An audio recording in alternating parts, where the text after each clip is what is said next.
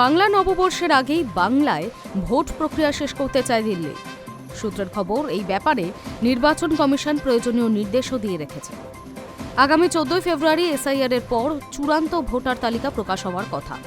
তার 2-3 দিনের মধ্যেই ভোট বিজ্ঞপ্তি ঘোষণা করে দিতে পারে দিল্লির নির্বাচন কমিশন। সেক্ষেত্রে বাংলা নববর্ষের মধ্যেই ভোট প্রক্রিয়া শেষ করতে পারবে কমিশন। বিজেপির কেন্দ্রীয় নেতাও সম্প্রতি কলকাতায় এসে ইঙ্গিত দিয়ে রেখেছেন যে বাংলা নতুন বছরে বাংলায় নতুন সরকার উপহার দিতে চায় দিল্লি। সেই প্রেক্ষিতে গুঞ্জন আরও বেড়েছে। কেরল, তামিলনাড়ু, মধ্যপ্রদেশ বা গুজরাতের মতো রাজ্যে সম্ভব হলে বাংলায় নয় কেন, তাই 5, 6 অথবা 7 দফায় নয়, বাংলাতেও 1 থেকে 3 দফায় ভোট করাতে প্রস্তুতি শুরু নির্বাচন কমিশনের। তবে সবটাই নির্ভর করছে পর্যাপ্ত কেন্দ্রীয় বাহিনী পাওয়া যাবে কিনা তার ওপর।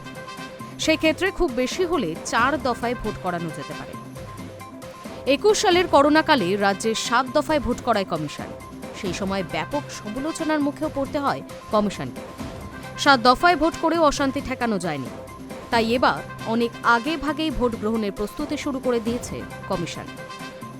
সূত্রের খবর, মার্চের প্রথম সপ্তাহের শেষে অথবা দ্বিতীয় সপ্তাহের প্রথমে নির্বাচনের নির্ঘণ্ট প্রকাশ করা হতে পারে।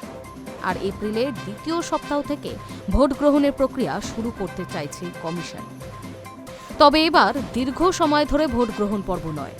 বিশেষ নিবিড় ভোটার তালিকা সংশোধনের কাজ শেষ হয়ে যাওয়ার পর যেহেতু ভোটার সংখ্যা অনেকটাই কমে যাবে, তাই 1 থেকে 3 দফার মধ্যে ভোট গ্রহণ প্রক্রিয়া শেষ করতে চাইছে কমিশন। তবে কমিশনের এই সিদ্ধান্তর পিছনে বিজেপির কৌশলগত কারণ রয়েছে বলেই মনে করছে রাজনৈতিক মহল। ভোট গ্রহণ পর্ব দীর্ঘ সময় ধরে চললে বিজেপি বিরোধী রাজনৈতিক দলগুলি প্রচারের জন্য অনেক সময় পেয়ে যায়।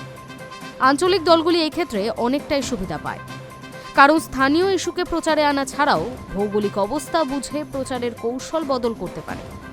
আর বিজেপির ভরসা যেহেতু প্রধানমন্ত্রী নরেন্দ্র মোদী ও অমিত শাহর মতো দিল্লির নেতারা, তাই সেই সুযোগ পায় না গেরুয়া শিবির। High news network.